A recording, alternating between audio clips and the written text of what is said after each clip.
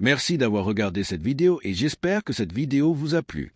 N'hésitez pas à lâcher un petit pouce bleu, vous abonner à la chaîne et à activer la cloche pour ne rien manquer des prochaines vidéos. Dans cette vidéo, nous avons 3 nouvelles très importantes sur notre club bien-aimé. Commençons par la première. Ces derniers temps, le nom de Tijani Reijnder est apparu parmi les nombreux footballeurs que divers médias ont liés au Real Madrid. Le milieu de terrain néerlandais, qui faisait jusqu'à récemment partie de l'équipe italienne de Milan, était l'un des noms mentionnés comme possible renforcement pour le milieu de terrain merengue. Certains journalistes, tant espagnols qu'internationaux, ont affirmé que le recruteur de l'équipe blanche effectuait un suivi exhaustif de ses performances et que son nom figurait sur la liste des incorporations possibles pour l'été. Cependant, la réalité a montré que cela n'était rien de plus qu'une rumeur sans fondement solide. Le club blanc n'a fait aucune offre formelle pour lui, ni montré une intention concrète de rivaliser pour son transfert, et finalement, c'est une autre équipe qui a obtenu le joueur. La destination de Reijnder a été Manchester City, qui traverse une phase de renouvellement et de reconstruction dans plusieurs lignes de son effectif. Selon le journaliste Fabrizio Romano, Reijnder a déjà passé la visite médicale avec l'équipe anglaise et son transfert est sur le point d'être officialisé. L'entité britannique versera près de 70 millions d'euros au club italien pour le transfert du milieu de terrain néerlandais, un chiffre qui attire l'attention par son montant élevé et qui confirme le pari fort du champion anglais actuel pour renforcer son milieu de terrain après le départ de Kevin De Bruyne, l'un de ses piliers de la dernière décennie. Bien que le Belge puisse encore apporter de la qualité, les blessures et l'âge ont commencé à se faire sentir, et Guardiola a besoin de rajeunir son milieu avec des pièces plus jeunes, dynamiques et résistantes. Du point de vue de Manchester City, l'incorporation de Reijnder a du sens. C'est un footballeur au profil physique, capable de couvrir beaucoup de terrain, agressif dans la pression et capable d'atteindre la surface de réparation adverse avec une relative facilité. Lors de ses apparitions avec l'équipe italienne, il a montré des détails de qualité. Lors de la dernière édition de la Ligue des Champions, il a livré des performances remarquables, même lors des matchs contre le Real Madrid. Cependant, on peut se demander si tout ce déploiement justifie un investissement aussi important que celui que fera le club anglais, surtout dans un marché où la surévaluation est devenue la norme. Dans ce contexte, la décision du Real Madrid de ne pas enchérir pour son transfert semble tout à fait judicieuse. Le club blanc planifie intelligemment son effectif depuis des années. Le milieu de terrain de l'équipe compte déjà une série de jeunes joueurs établis qui sont l'envie de l'Europe. Aurélien Tchouaméni, Eduardo Camavinga, Federico Valverde et Jude Bellingham forment une ligne de milieu de terrain avec une projection, un talent, un caractère et un engagement. Chacun d'eux remplit une fonction spécifique au sein du schéma et a été choisi non seulement pour ses qualités footballistiques, mais aussi pour son profil personnel et professionnel. Le Real Madrid ne recrute pas par impulsion, ni par pressions externes. Chaque incorporation est le fruit d'une analyse approfondie avec des critères clairs et toujours sous une philosophie de durabilité sportive et économique. Tijani Reijnder, aussi intéressant qu'il puisse paraître, ne s'intégrait pas pleinement dans ses plans. Son profil n'était pas prioritaire et son coût, tant économique que stratégique, ne le rendait pas attractif pour le club blanc. Contrairement à Manchester City, qui semble avoir perdu une certaine clarté dans ce recrutement, le Real Madrid reste un exemple de gestion. Alors que d'autres clubs dépensent des dizaines de millions en joueurs qui n'ont pas encore atteint l'élite, au Bernabéu, on continue à miser sur la qualité éprouvée ou sur les talents émergents qui s'intègrent dans le projet global. C'est ce que démontrent les recrutements récents comme ceux de Andriy Franco Mastantuono ou Joan Cara, jeunes au potentiel extraordinaire, avides de gloire et avec la mentalité adéquate pour triompher dans le club le plus exigeant du monde. Alors que d'autres se lancent à la poursuite de footballeurs à la mode, le Real Madrid travaille en silence, sans bruit, construisant une équipe pour dominer la prochaine décennie. C'est pourquoi la décision de ne pas recruter Reijnder ne doit pas être vue comme une opportunité perdue, mais comme une preuve d'intelligence et de sérénité dans la gestion des ressources. Cela ne signifie pas que le club ne valorise pas le renforcement du milieu de terrain. Le retrait de Toni Kroos laisse un énorme vide. Bien que l'équipe dispose de joueurs prêts à assumer de plus grandes responsabilités, il est également vrai qu'un renforcement de garantie pourrait être bien accueilli. Dans ce contexte, le nom de Martin Zubimendi a regagné en force. Le footballeur de la Real Sociedad est l'un des pivots les plus solides et fiables du championnat espagnol, connu pour son intelligence tactique, sa capacité à intercepter des ballons, sa vision du jeu et sa sobriété. Zubimendi représente un profil différent de celui de Reijnder, plus positionnel, plus cérébral et plus en accord avec ce dont l'équipe blanche pourrait avoir besoin pour équilibrer son milieu de terrain. Arsenal semblait avoir très avancé sa signature, mais des informations récentes indiquent que le joueur attendrait une possible offre du Real Madrid. José Félix Diaz, journaliste proche de l'environnement du club, a assuré qu'un appel de Valdebea pourrait tout changer. Ce serait un mouvement similaire à celui qui s'est produit avec Mastantuono, qui était presque signé par le PSG jusqu'à ce que le Real Madrid apparaisse et change le cours des événements. Zubimendi est un joueur formé sous la direction de Xavi Alonso dans l'équipe réserve de la Real Sociedad et sa croissance a été constante et progressive. Il ne serait pas déraisonnable de penser qu'il pourrait devenir une pièce clé pour l'avenir de l'équipe blanche si son transfert se concrétise. Maintenant, cela ouvre le débat parmi les supporters madridistes. Zubimendi est-il le profil dont le club a besoin? Est-il préférable de miser sur un milieu de terrain organisateur plutôt que sur un milieu plus physique comme Reinder, ou le club devrait-il continuer à faire confiance aux jeunes qu'il possède déjà et réserver sa capacité économique pour d'autres postes? La vérité est que le Real Madrid a démontré ces dernières années qu'il n'a pas besoin de dépenser des sommes exorbitantes pour se renforcer avec succès. Des cas comme ceux de Kroos ou Modric, recrutés pour des sommes raisonnables et devenus des légendes, montrent que le talent peut être trouvé sans besoin de casser le marché. Alors maintenant, nous lançons la question aux supporters merengues. Que pensez-vous du fait que le Real Madrid n'ait pas recruté Reinder? Pensez-vous que ce fut une bonne décision? Préférez-vous que le club explore des options plus cohérentes avec le projet actuel, comme Zubimendi, ou pensez-vous que l'effectif est déjà suffisamment armé et qu'il n'est pas nécessaire de renforcer le milieu de terrain? Le marché des transferts suit son cours et il reste encore des semaines pour finaliser les effectifs. Le Real Madrid, comme à son habitude, restera vigilant, attendant son moment, analysant chaque possibilité avec une loupe. Il ne s'agit pas d'agir rapidement, mais d'agir bien, car ici, on ne s'improvise pas, on construit avec vision, patience et grandeur. Et si, à l'avenir, il est considéré nécessaire de frapper un grand coup, le club blanc le fera, comme toujours, avec intelligence, autorité et cette aura de noblesse qui le distingue du reste. Alors, tranquillité, madridiste, la deuxième nouvelle concerne une autre décision importante au sein du club. Le Real Madrid ne se repose jamais. Alors que les projecteurs de la presse sportive mondiale se concentrent sur les grandes stars, les transferts multimillionnaires ou les adieux émouvants de joueurs légendaires comme Toni Kroos, dans les bureaux du Santiago Bernabéu, on travaille avec une précision chirurgicale qui passe souvent inaperçue pour le grand public, mais pas pour les vrais madridistes. Ceux qui savent que chaque pièce de l'engrenage compte, que chaque mouvement, aussi petit soit-il, fait partie d'une planification pensée pour continuer à écrire l'histoire du club le plus grand du monde. Dans ce contexte, il y a une opération qui suscite de plus en plus d'attentes parmi les fidèles supporters du club blanc, le possible retour de Nico Paz, un joueur formé au club qui a de nouveau brillé de sa propre lumière loin de chez lui, qui a démontré avoir l'étoffe d'un joueur d'élite, qui s'est aguerri dans un environnement compétitif comme le calcio italien et qui se trouve maintenant devant la porte la plus importante de sa vie. Revenir au Real Madrid pour démontrer qu'il est prêt à faire partie du présent et de l'avenir de l'institution la plus titrée de la planète. Nico Paz n'est pas un nom quelconque. C'est l'un de ces talents nés de la fabrique qui, dès leur plus jeune âge, se sont distingués par leur élégance, leur talent technique, leur vision du jeu et, surtout, par ce gène compétitif qui distingue les joueurs passant par Valdebea. Dans chaque catégorie inférieure du club blanc, Nico a accumulé les galons, l'expérience et la confiance, devenant l'un des milieux offensifs les plus prometteurs du panorama européen.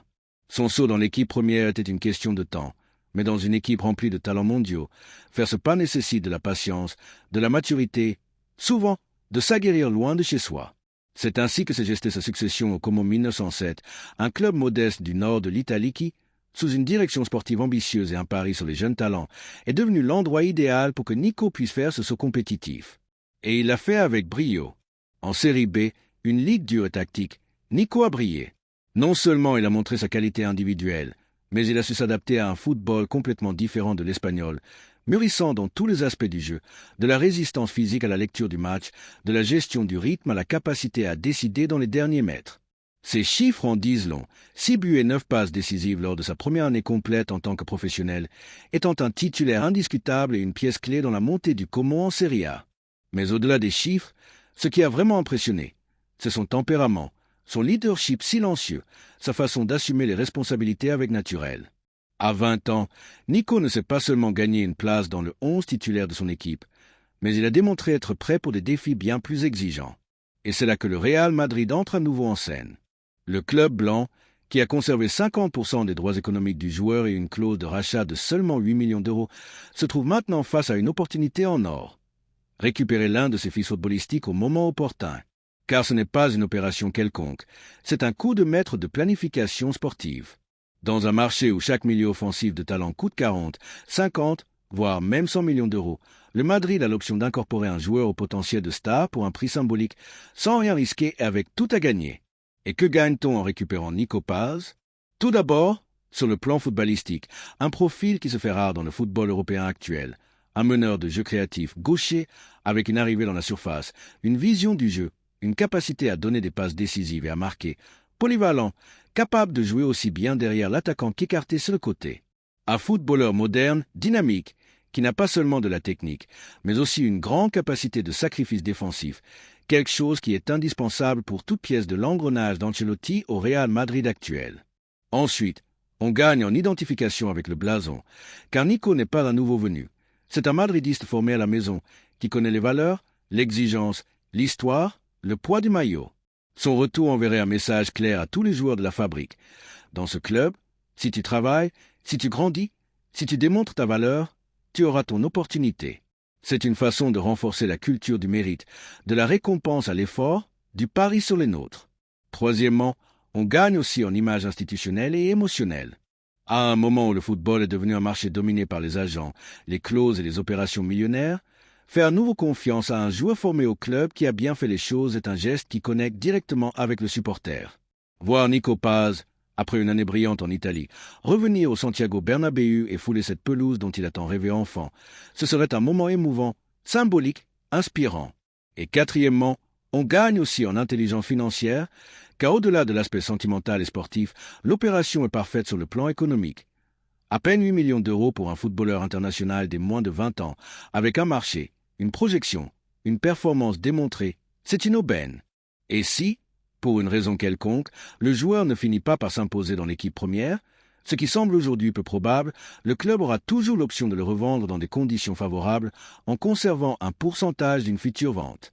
Mais au-delà de tout cela, il y a quelque chose qui doit peser encore plus. Le moment est maintenant. Avec le départ de Toni Kroos, Luka Modric, déjà au crépuscule de sa carrière, un milieu de terrain qui reste de très haut niveau mais qui a besoin de se renouveler de l'intérieur, l'opportunité pour que Nico fasse partie de la rotation est idéale. Et il ne s'agit pas qu'il soit titulaire dès le premier jour, mais qu'il ait son espace, ses minutes, sa possibilité de grandir au sein du groupe, comme l'ont fait en leur temps fait Valverde, Rodrigo ou même Brahim. Et en parlant de Brahim, n'oublions pas le débat qu'a généré son possible départ, un joueur engagé, talentueux, qui a su se gagner une place et que beaucoup ne voulaient pas voir partir. Nico Paz peut être ce nouveau cas, mais avec un ajout. Il est de la maison, il n'a pas besoin de s'adapter, il n'a pas besoin d'apprendre ce que signifie le Real Madrid, il a tatoué dans le cœur. Maintenant, que dit le joueur lui-même? Dans ses déclarations récentes, Nico a été prudent, professionnel, mais aussi sincère. Je suis tranquille, je pense à la sélection et à mes vacances, ensuite on verra ce qui se passe, mais je suis content de ce que j'ai vécu cette année. Ces mots, entre les lignes, montrent clairement qu'il est prêt pour le saut, qu'il a accompli son état de croissance et qu'il veut maintenant concourir au plus haut niveau. Et quel meilleur scénario que de le faire dans le club, où tout a commencé? De plus, dans les bureaux du Bernabéu, on s'attend à ce que, une fois l'opération pour Mastantuono, un autre jeune talent argentin, finalisé, le club ressente son attention sur Nico. Car oui, le Madrid continue à pêcher des talents à travers le monde, mais il n'oublie pas ceux qui sont déjà sous son aile. C'est la différence entre un projet sportif sérieux et un projet improvisé. Le Madrid planifie à court, moyen et long terme. C'est pourquoi, frères madridistes, c'est le moment de lever la voix et de le demander haut et fort. Nous voulons Nico Paz de retour, nous voulons le voir concourir, lutter, grandir avec nous. Nous voulons qu'il fasse partie de cette nouvelle génération qui va mener le Madrid dans la prochaine décennie. La troisième nouvelle est un énorme coup de tonnerre qui doit être confirmé au Real Madrid. Erling Haaland est déjà joueur du Real Madrid. L'opération qui semblait impossible, le rêve que beaucoup croyaient inaccessible, est maintenant une réalité tangible, excitante et spectaculaire. Le Real Madrid de Florentino Pérez l'a encore fait. Il a donné un coup sur la table qui ébranle les fondements du football mondial. Le président le plus couronné de succès de l'histoire du club a finalisé de manière brillante l'un des transferts les plus marquants de la dernière décennie et l'a fait avec la même discrétion et efficacité avec lesquelles il opère habituellement lors des grands moments. Car au Madrid, on ne s'improvise pas. Au Madrid, on planifie, on exécute et on triomphe. Après des mois de contacts silencieux, de stratégies calculées et d'un suivi minutieux de l'entourage du joueur, Florentino Pérez a atteint son objectif. Haaland signera pour cette saison avec le Real Madrid. L'annonce officielle est prévue après la Coupe du Monde des clubs qui se tiendra aux États-Unis au cours de ce mois de juin. De cette façon, le club blanc clôturera la saison avec un nouveau jalon, l'incorporation de l'attaquant le plus désiré du football européen, une opération qui, sans aucun doute, change les règles du jeu. La nouvelle a éclaté comme une bombe d'euphorie parmi les supporters madridistes, et ce n'est pas pour rien. Nous parlons de l'un des attaquants les plus décisifs du panorama mondial, d'un footballeur avec des chiffres scandaleux et d'une présence dans la surface qui fait peur. Depuis son arrivée au Manchester City en 2022, Haaland a pulvérisé les records de buts tant en Premier League qu'en compétition européenne. Sa capacité à marquer avec les deux pieds, son instinct de prédateur, son intelligence tactique et sa puissance physique en font un attaquant unique, de ceux qui apparaissent une fois par génération. Le Real Madrid a décidé de miser gros sur lui, et c'est que lorsque le club blanc investit, il le fait pour marquer la différence. Florentino a décidé de réunir dans la même équipe Kylian Mbappé et Erling Haaland, formant ainsi le duo offensif le plus redouté de ces derniers temps. Si déjà avec l'arrivée du crack français, le madridisme rêvait d'une nouvelle ère glorieuse, l'incorporation du numéro 9 norvégien suppose une déclaration définitive. Le Real Madrid veut régner en Europe pendant la prochaine décennie. Le contrat de Haaland avec le club blanc sera de cette saison, ce qui assure une stabilité sportive et un projet à long terme. Sa clause au Manchester City, estimée à environ 130 millions d'euros, a été la clé pour débloquer une opération qui se préparait depuis longtemps dans l'ombre. Le Madrid a su attendre son moment, n'est pas entré dans des enchères publiques, n'a pas laissé l'opération se contaminer par des intérêts étrangers et a misé sur la discrétion et le respect envers le City et l'entourage du joueur, une preuve de plus du style institutionnel qui caractérise le club le plus titré de la planète. Et si le transfert émeut déjà, les détails ne sont pas en reste. Selon des sources proches du club, Haaland portera le numéro 20 au Real Madrid. Le maillot numéro 9, comme on le sait, est réservé pour Kylian Mbappé, qui a choisi de conserver le numéro qui le représente depuis son arrivée à l'élite. Cette décision est une preuve claire de la maturité et du professionnalisme des deux joueurs. Haaland a accepté le numéro 20 avec une totale naturalité, sachant que son football parlera plus fort que n'importe quel numéro dans le dos. De plus, cela laisse la porte ouverte pour qu'à l'avenir, il puisse hériter du mythique numéro 9, car les circonstances changent. Le choix du numéro 20 n'est pas anodin, c'est un numéro qui a eu du poids dans l'histoire récente du club. Gonzalo Higuaín, José Rodríguez ou Asensio l'ont porté avec fierté. Maintenant, Haaland le transformera en un symbole de force, de puissance et de but. Le Bernabéu l'attend les bras ouverts. Avec Haaland, le Real Madrid ne gagne pas seulement des buts, il gagne en intimidation, en présence, en compétitivité, en fin de titre, il gagne un joueur qui ne se cache pas, qui apparaît lors des grandes soirées, qui pousse l'équipe vers l'avant. Dans le schéma tactique de l'équipe blanche, son arrivée ouvre un éventail de possibilités qui raviront Carlo Ancelotti ou l'entraîneur qui lui succédera sur le banc. D'un classique 4-3-3 avec Haaland comme pointe de la lance et Mbappé, Vinicius comme ailier, à un 4-4-2 avec les deux cracks en pointe, le Madrid aura une attaque de jeux vidéo. De plus, il faut tenir compte de l'impact que ce transfert a sur l'écosystème du football mondial. Alors que d'autres clubs cherchent à survivre, le Madrid mène. Alors que certains renouvellent leurs projets année après année, le Madrid construit des dynasties. Florentino Pérez a donné une leçon de gestion sportive, financière et d'image dans un été où le PSG perd à nouveau sa star. Le Barça continue sans direction claire, la première tente d'attirer l'attention avec des chèques sans âme. Le Real Madrid impose sa loi avec une opération magistrale. Et il est impossible de ne pas penser à ce qui nous attend la saison prochaine. Le Madrid entrera sur la pelouse avec Mbappé, Haaland, Vinicius, Bellingham, Rodrigo, Endrick, une collection de talents offensifs comme on n'en a jamais vu, une orchestre symphonique de vitesse, de dribble, de frappe et de débordement. Qui pourra arrêter ce Madrid? Quelle défense sera capable de contenir deux bêtes du but comme Mbappé et Haaland dans le même 11? Comment peut-on rivaliser avec une équipe qui combine jeunesse, talent, expérience et ambition sans limite? Le madridisme rêve déjà. Les enfants demandent déjà le maillot de Haaland. Les rivaux tremblent, les médias internationaux ne parlent que de cela et le Santiago Bernabéu se prépare à vivre une ère d'émotions intenses, de nuits européennes mémorables, de remontées, d'exhibitions et de conquêtes. Car lorsque le Madrid met sa machinerie en marche, personne ne peut l'arrêter. Et maintenant, avec Erling Haaland comme nouveau galactique, nous ne pouvons attendre qu'une chose, des buts, des titres et de la gloire. L'enthousiasme est total, le projet est plus vivant que jamais. Le club a démontré qu'il n'y a pas de sommet qui ne puisse atteindre et Florentino, une fois de plus, se consacre comme le président qui ne cesse jamais de rêver en grand. Ce n'est pas une coïncidence, c'est du travail, c'est de la vision, c'est du madridisme pur. Car recruter Haaland n'est pas seulement une opération sportive, c'est un investissement dans l'histoire, c'est un message au monde, Le Real Madrid démontrant que, lorsqu'il semble avoir tout accompli, il a encore beaucoup plus à donner. Et maintenant, madridiste, la question est obligatoire. Que pensez-vous de ce transfert? Êtes-vous prêt à voir allant au Bernabéu? Qui pourra nous arrêter maintenant? Les attentes sont au plus haut, et avec raison, car cette équipe est appelée à marquer une ère et quart avec chaque décision. Le club démontre que le véritable pouvoir n'est pas dans les millions d'un fonds souverain, mais dans l'histoire, le blason et l'ADN gagnant. Laissez-nous votre opinion dans les commentaires. Merci d'avoir regardé cette vidéo et j'espère que cette vidéo vous a plu.